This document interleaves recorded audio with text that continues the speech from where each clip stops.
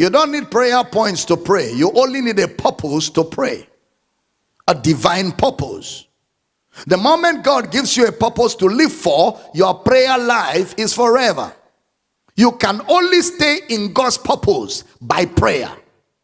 You can only stay in the will of God and in God's purpose and assignment by prayer. What was Jesus praying for when John was going to baptize him? What was Jesus praying for when he was going to the cross? To stay in the will of God.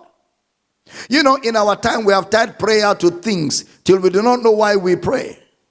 We pray to fellowship with the Father, period, so that we can stay close to his purpose and plan for our lives.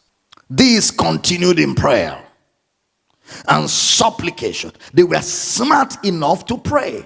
That's why we know that the day of Pentecost was a prayer meeting. And that's why it's critical to belong to a local assembly where you fellowship with the saints, belong to a church house. Don't just be online. You've got to be where God has commanded the believers to be.